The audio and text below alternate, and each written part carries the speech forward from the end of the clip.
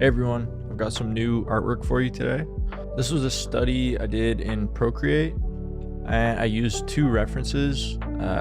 One for kind of the composition and just overall where things are in the image, and the other one for the colors. I tried to slow some parts down, and I actually filmed with my phone in third person some parts so you can see how I'm actually using some of the tools in real time, like gradient maps and the smudge tool and stuff like that, because I know some of these time lapses can go really fast, especially in Procreate. I think it'll be helpful for you guys to see, how I'm getting some of these effects in my painting in real time. You can actually see me, see my hand using the pen and what I'm clicking and how I'm using it. Please like the video and subscribe to my channel if you like what I'm doing. And as always, feel free to leave me a comment with questions or feedback of any kind. Thank you so much for watching. It really means a lot, and I hope you like this one. Let's go.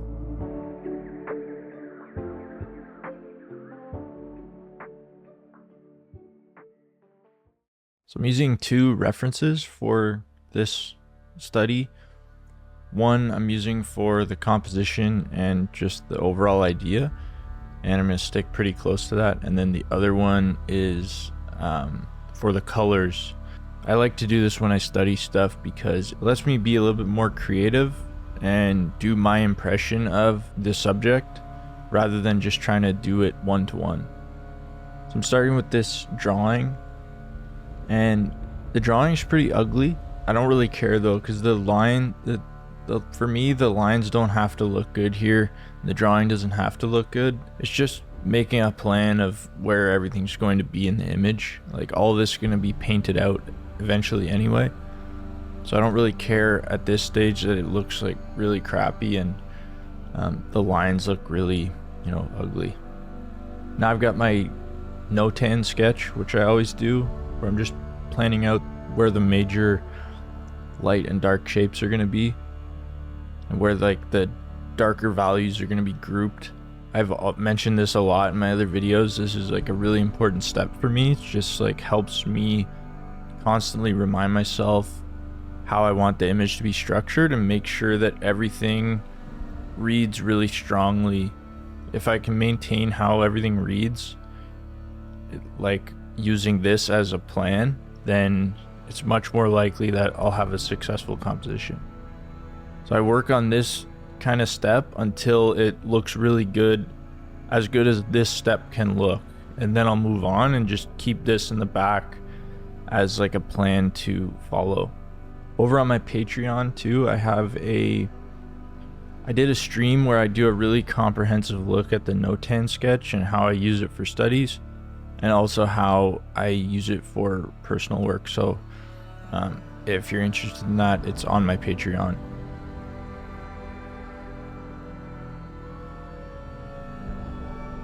Now, only after I have that no-tan sketch established, then I'll do the actual value study where I represent things in terms of their values, how they're actually going to be represented in the painting. So now I'm thinking about lighting and local values and shadows and ambient occlusion and stuff like that. Once you're advancing the value sketch, you can start adding secondary details like little branches on the trees. You start indicating little blades of grass and maybe some textures and little details that might be on the house and stuff like that. And then to colorize this sketch, I used gradient maps, as I usually do. So I set up my phone over my desk so you could actually see the way I'm using the gradient map. So the first thing I do is I'll since you can't create adjustment layers in Procreate, I'll duplicate the layer that I want to colorize so that I have the backup. So I still have the black and white version underneath, and then I'll make selections of the areas I want to colorize and mask them, and then just create a gradient map so just those areas will be affected. And I'll choose here you'll see me choosing a green color where I'm using the second reference as a strong guide here. I want this kind of almost like a cool green in the light areas with a little bit of like a warmer green mid-tone. So the gradient map's awesome to be able to control all those different color variations. So then every time I want to colorize a new spot, I'll just make another layer and with a new mask for the new spot that I want to colorize. So here I just selected the trees, and I'll do the same exact process and just make a nice color for the trees.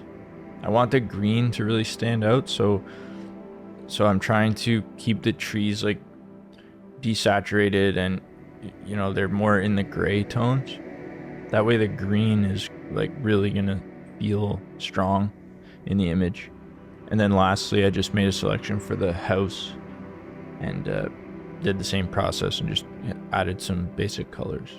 Now you can choose to, once you're done that, you can choose to flatten the gradient map, like flatten all the colors down to one layer. And I usually do that. It just makes it so it's like, it feels much more free to paint on that layer or create a layer on top. And the way I usually work is like creating a layer, painting, exploring stuff, and then when I'm happy with it, I'll merge it to the main layer, and I just do that over and over again. I also just wanted to show how you can use the smudge brush in Procreate and experiment with some of the default brushes they have to just create some nice like painterly edges. If the edges from your no-tan sketch are a little bit, you know, hard or they don't have enough variation in softness, you can use a smudge brush like this. This one I really like. It can create nice like painterly edges. It feels like it almost feels like using like an oil brush with, you know, a lot of solvent in it, like really thinning the paint, and you can get that nice like soft painterly edge.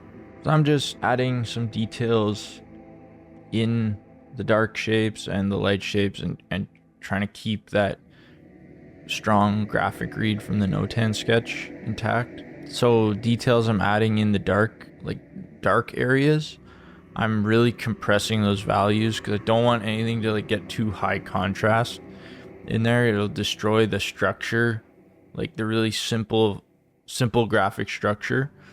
So I'm making sure that any details I'm adding in the dark areas are pretty close to the same value range.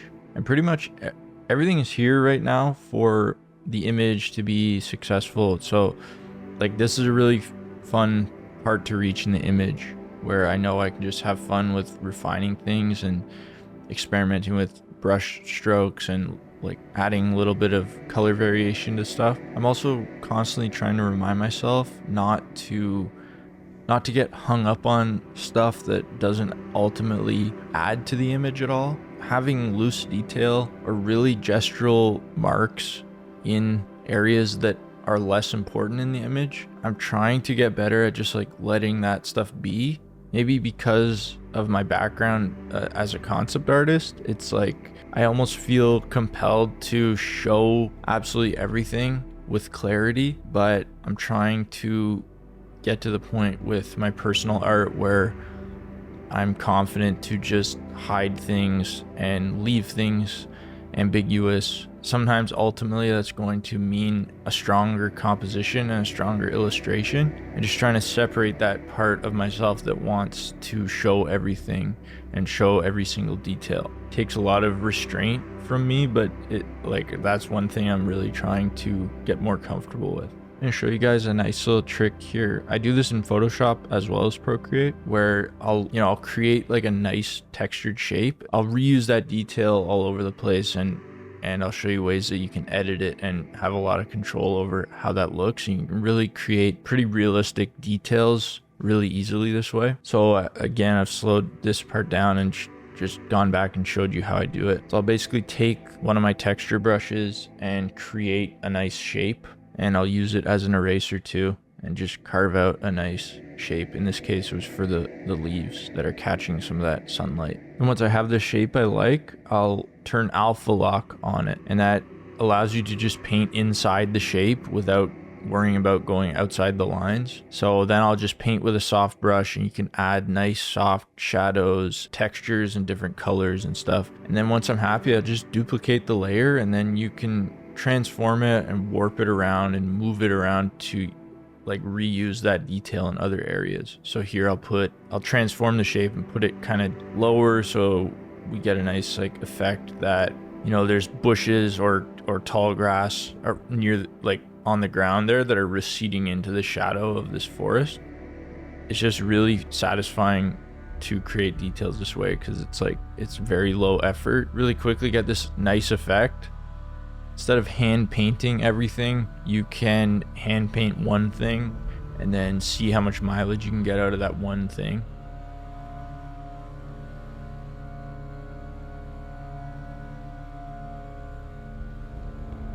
So lastly, I'm just refining the design of the house here. Since these studies are really quick, it's fun to just be able to make a little one-off design without going through like a huge iteration process, and it's very low pressure since these studies are really quick. And also just to emphasize like a focal point, I want realism in this scene in terms of lighting and everything, but I can add a little bit more interest to this focal point, and I just like that the viewer gets to, you know, look at this house. It's a little bit of fantasy in there and a little bit more interesting than, you know, a typical house that we would see in reality.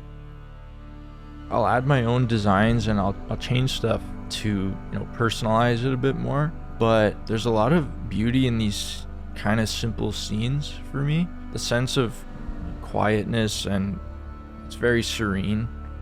And some people might find that boring, and I see why some people might find it boring. But for me, this is just like such an appealing subject. I always feel drawn to scenes like this.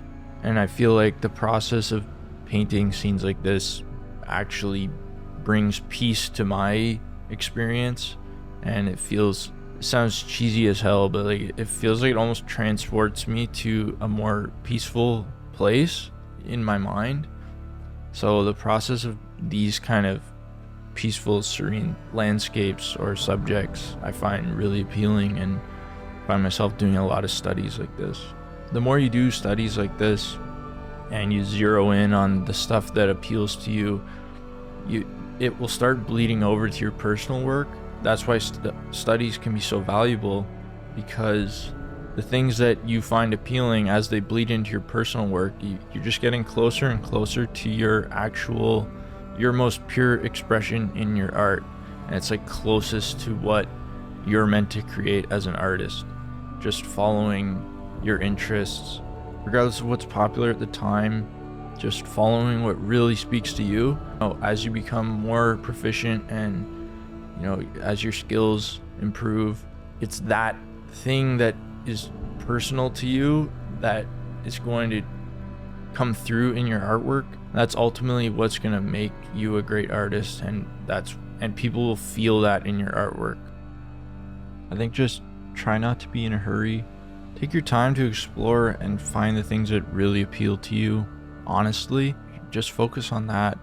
Don't be in a rush to, you know, achieve some level of technical proficiency just so you can make stuff that you don't actually care about and doesn't actually appeal to you. Just take your time to create the artwork and paint subjects that you genuinely and honestly feel something about. I just think that will yield the most positive results and will lead to the most rewarding eventuality in your art journey. At least that's from my personal experience as someone who did, feel a lot of pressure to be fast and, make sure that everything I'm making is relevant to this project or that, game or studio.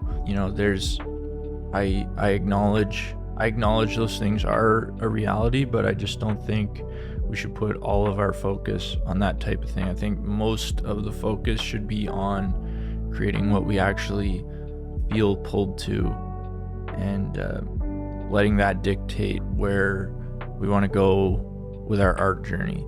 I hope it makes sense, and I encourage you guys to as always, just keep going and try not to get discouraged, and don't be too hard on yourself.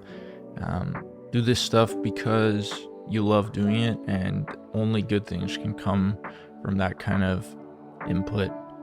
So yeah, I believe in you guys.